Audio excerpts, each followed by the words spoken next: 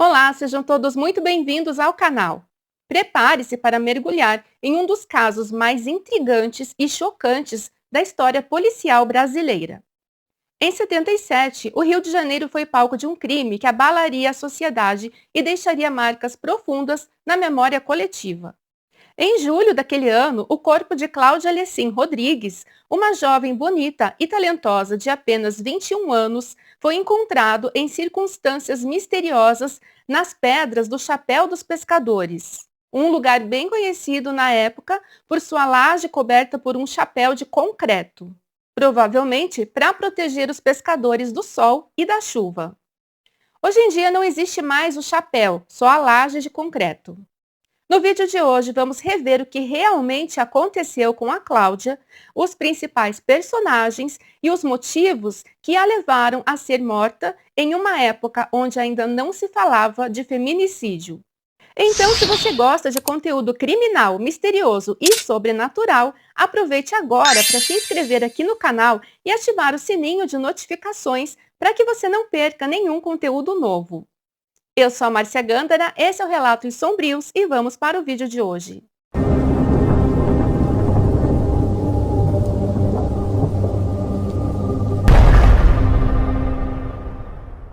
Após amanhecer, no dia 25 de julho de 77, um corpo foi visto na encosta da Avenida Niemeyer, no Rio de Janeiro, mais especificamente nas pedras do Chapéu dos Pescadores, e a polícia foi chamada.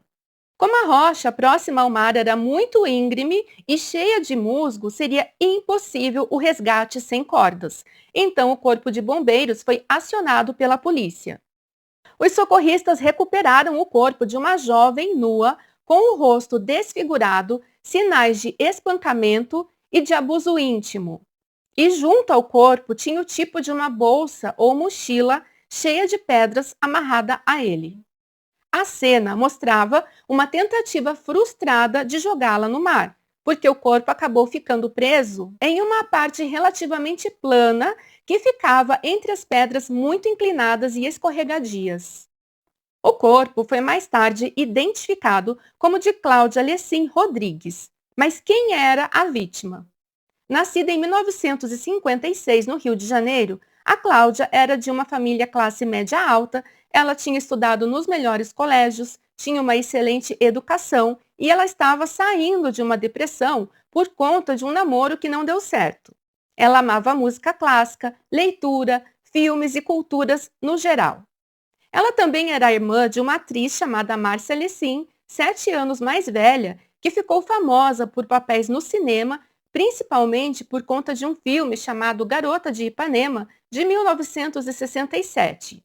Apesar de também ter trabalhado no teatro e na TV. E a Cláudia tinha o maior orgulho da irmã e pretendia seguir seus passos e ser atriz também. Inclusive, ela chegou a morar nos Estados Unidos, em Los Angeles, para tentar uma carreira lá. Mas ela acabou trabalhando somente como babá mesmo. E aí ela volta cerca de 2 a 3 meses antes do que aconteceria com ela. Bom, devido a contatos então com o meio artístico, a Cláudia conhece o cineasta Pedro Rovai, com quem acaba namorando e com quem vai, cerca de 2 semanas antes do ocorrido, a uma festa em comemoração ao lançamento do filme chamado Gente Fina é Outra Coisa, no qual sua irmã participou e o seu namorado foi um dos produtores. Nessa festa, ela conhece o Michel Frank, que era amigo do seu namorado.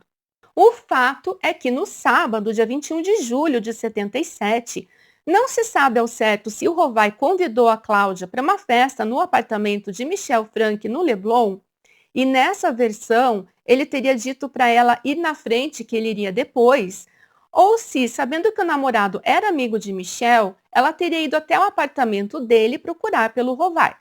Michel era um moço milionário.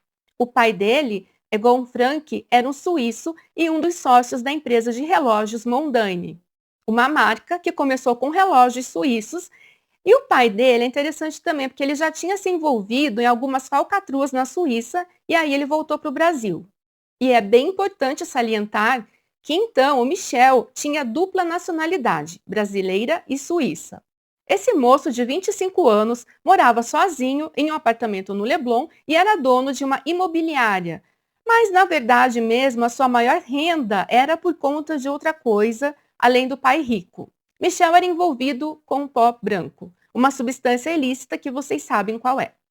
E o apartamento dele era um ponto onde muitas pessoas da alta sociedade, incluindo artistas, celebridades, iam lá para comprar e fazer o uso de tal substância lá mesmo. Ou seja, ele comprava, né, o Michel comprava e vendia aquilo e lucrava com isso. O melhor amigo dele era o cabeleireiro George Scour, que atendia em um hotel 5 estrelas e, portanto, só mulheres muito ricas e também da alta sociedade. E ele era uma das pessoas que estava naquele dia 21 de julho, né, no apartamento. O fato é que o namorado da Cláudia não estava lá no apartamento e nem foi para lá. E quando ela se deu conta, ela viu que a festa era de função, como diziam na época, ou melhor até, de cheiração. E ela quis ir embora para casa, mas como estava muito tarde, ela acabou decidindo ficar por lá mesmo.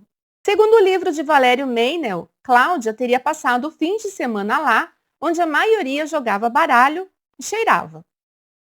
Basicamente era isso, um entra e sai sem parar de amigos e conhecidos. E o Michel não só vendia o tal pó, como ele aspirava desde os 16 anos. Diziam que ele comia como farinha.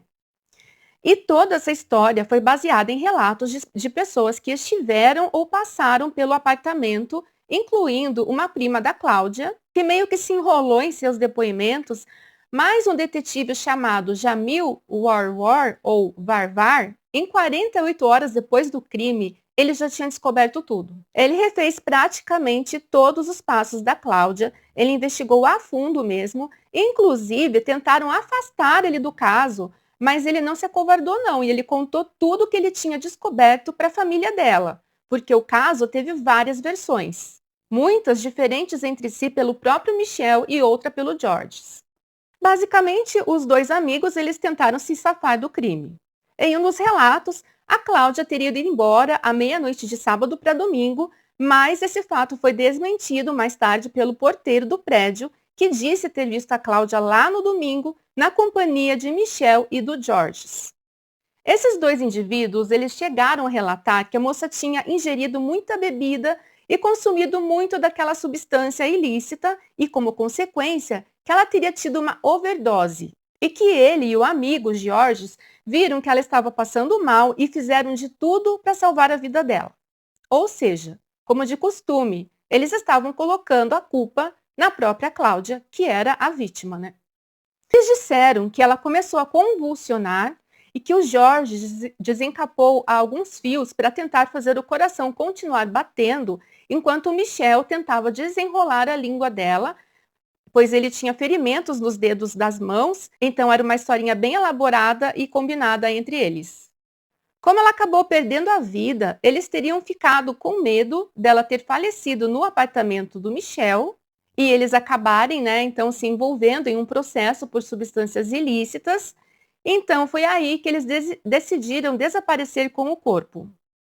Ainda segundo essa versão, somente por volta das 10h30 da noite, né, do dia seguinte, né, do domingo, eles teriam envolvido o corpo de Cláudia num lençol e tentaram colocar dentro de uma mala, mas não conseguiram. Agora vejam como eles colocaram a empregada doméstica envolvida no caso. Eles disseram que chamaram essa moça para ajudá-los a carregar o corpo do terceiro andar até o térreo pela escada e daí até o porta-malas do carro. Sendo que a coitada da moça, na verdade, ela não fez nada disso. Tudo isso fazia parte da historinha que eles inventaram. Mas vamos lá. Eles disseram que o chapéu dos pescadores não era o seu primeiro objetivo, mas que acabaram optando por ele depois de se perderem na Rio Santos. E eles estavam muito preocupados também com a gasolina que estava acabando. E agora, essa parte é verdadeira. Para terem certeza de que o corpo jogado iria afundar no mar, eles amarraram uma bolsa de couro marrom da marca Favo, que é uma marca, ou era, bem cara, que estava cheia de pedras, e atiraram o corpo de cerca de 80 metros de altura. O que eles não esperavam era que tinha uma testemunha ocular. O operário Luiz Gonzaga de Oliveira, que estava instalado num barraco da empresa em que trabalhava com construção, com outros 3 colegas. Porém, ele não conseguia dormir por conta de uma dor de dente e acabou vendo muita coisa. Esse lugar do barraco ficava na Avenida Niemeyer, bem na altura do Chapéu dos Pescadores. Era a noite do dia 24 para o dia 25 de julho daquele ano, quando o operário que não estava então conseguindo dormir, ele escutou um barulho estranho nas proximidades por volta da meia-noite. Então, por uma fresta na parede do barraco, ele viu uma Brasília, que na época era considerado um carrão, tá? Estacionada quase em frente, com um homem dentro e outro do lado de fora. Mas aí ele volta para o barraco e tenta dormir e acaba acordando de novo com vozes masculinas. Aí ele foi olhar pela fresta novamente e viu o homem que estava sentado no banco da frente pular para o banco de trás, enquanto o outro parecia tirar alguma coisa de dentro do porta-malas. Ele também notou que durante um certo período de tempo que o carro mudou de posição algumas vezes, indo mais para frente ou mais para trás. Luiz Gonzaga percebeu os dois homens se afastarem da Brasília, carregando uma grande mala que devia ser a que tinha as pedras dentro, até um ponto mais baixo da encosta. Então ele aproveitou, saiu do barraco e se aproximou um pouco mais e conseguiu enxergar a placa do carro que ele anota num muro de pedras, mas somente os números bem grandes, 5964, e as letras SX ele memorizou. O operário volta para o barraco e cerca de 2 horas depois, meio adormecido, ele escuta a partida do carro. Os estranhos tinham ido embora e aquela cena mais esquisita ainda tinha ficado na cabeça dele. Bom, ele acorda de fato às 4h30 da manhã, como de costume, e conta, né, aos colegas o que ele tinha visto e pediu para que fosse com ele verificar o que tinha acontecido. Mas os colegas, achando que deveria ser algum tipo de oferenda religiosa, eles não se animaram para ir com ele. Então o Luiz ele foi sozinho, mas ele não viu nada de anormal. Só que na hora do almoço daquele mesmo dia, um colega comentou que tinham encontrado um corpo no Chapéu dos Pescadores, conforme ele ouviu na rádio, mas eles ainda não sabiam de quem era. Então, assim que soube disso, o Luiz ligou os pontos com a cena que ele tinha visto e, aflito para contar para alguém, ele acaba telefonando de um orelhão para a Rádio Globo e fala a placa do carro que ele tinha anotado. Parece que ele quis, né, ligar para a polícia, mas ele não sabia o número e por isso ele acabou ligando para a rádio, que devia ter anunciado assim que qualquer pista eles poderiam também ligar para eles. Com isso, a polícia entra em ação e descobre que a Brasília estava registrada no nome da imobiliária que Michel Frank era o dono. Voltando para as conclusões do policial e investigador, né, Jamil Warwar, ou Varvar, e essa é a versão mais provável, ele disse que houve a festa, embalada pelo pó branco na casa de Frank, e que no dia seguinte, Michel e Georges, cheio daquela substância na cabeça, conforme relatos de outras testemunhas, que eles caminharam em cima da mureta da Avenida Niemeyer com a Cláudia, supostamente eles teriam ido até lá para mostrar onde o Michel costumava pescar e resolveram abusar dela ali mesmo. Ela teria resistido, ameaçado denunciar o que viu no apartamento no dia anterior, né?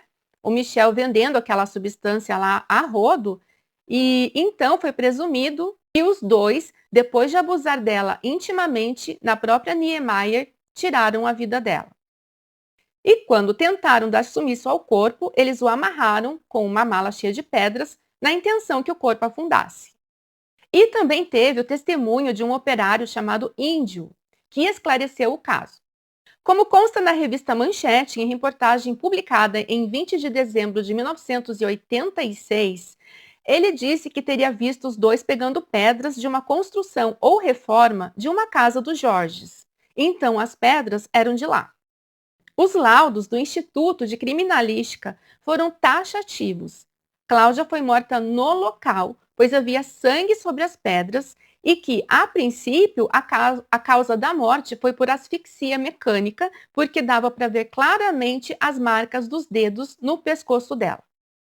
E é bem importante já mencionar que o exame toxicológico mostraria que ela não tinha usado nenhum tipo de droga, tá? A família da Cláudia, ao saber dessa notícia, foi até o IML verificar se era ela, porque a Cláudia estava desaparecida há 2 dias e, infelizmente, eles reconheceram o corpo. Bom, enquanto tudo isso acontecia, o playboyzinho Michel, que já tinha ido atrás de fazer curativos nos dedos da mão, procurou o pai dele, né, o Egon, e contou a versão dele, é claro. Inclusive mostrou os próprios dedos feridos, dizendo que tentou desenrolar a língua da moça. A versão da overdose teria tido convulsões e que ele tentou desenrolar a língua dela.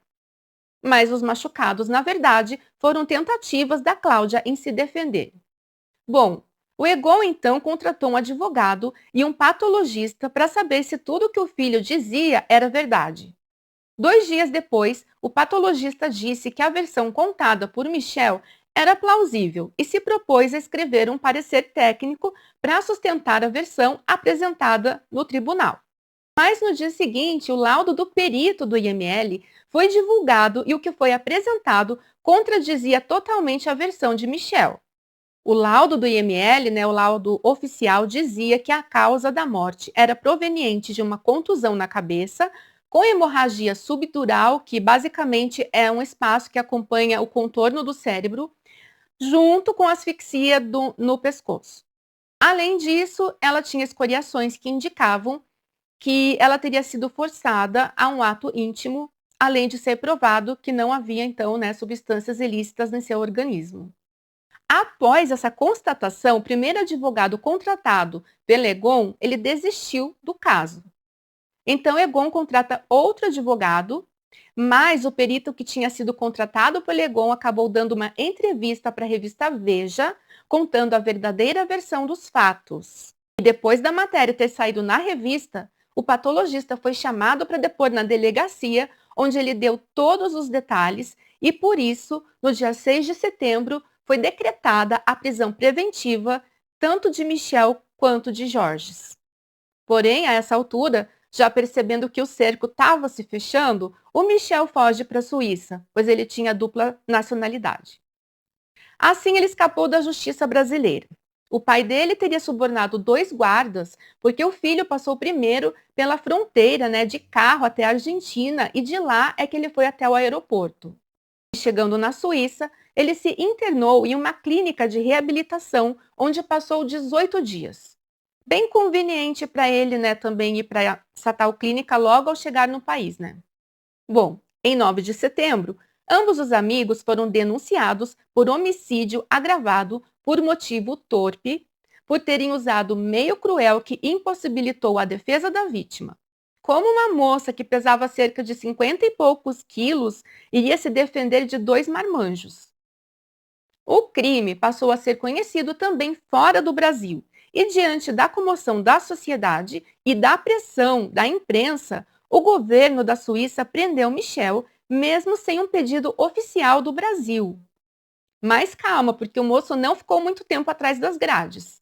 O governo brasileiro não tinha enviado todos os documentos pedidos pelos europeus, nem fez uma acusação formal.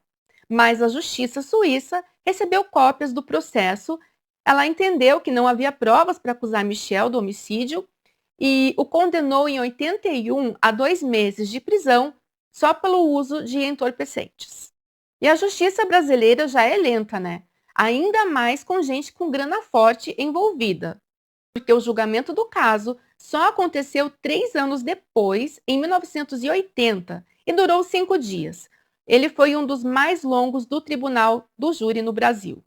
Bom, Michel Frank, portanto, não foi julgado, e seu amigo Jorge Cour foi condenado por ocultação de cadáver e cumpriu pena de 3 anos e 4 meses, sendo que, na verdade, ele tinha pego somente 2 anos.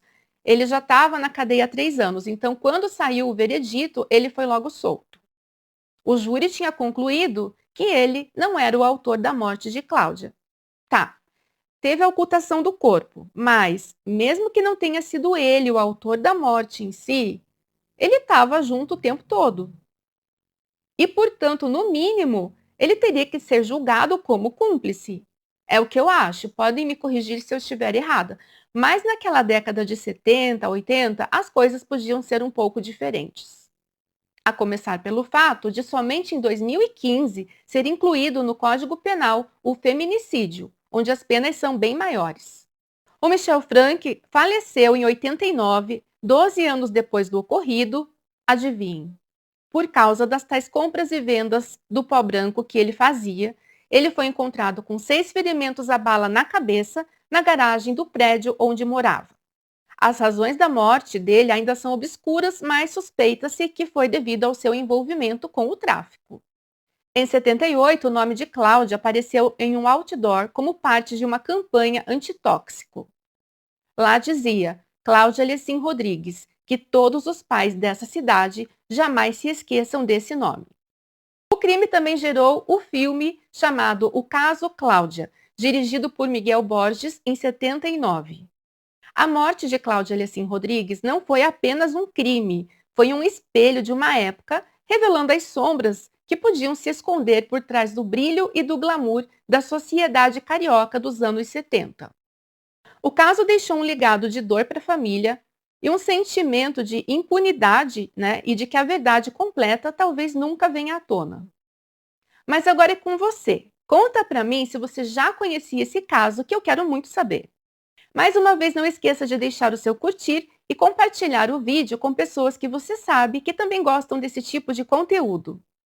Obrigada a quem ficou comigo até o final. Eu vou ficando por aqui, mas eu te espero no próximo vídeo. Um abraço!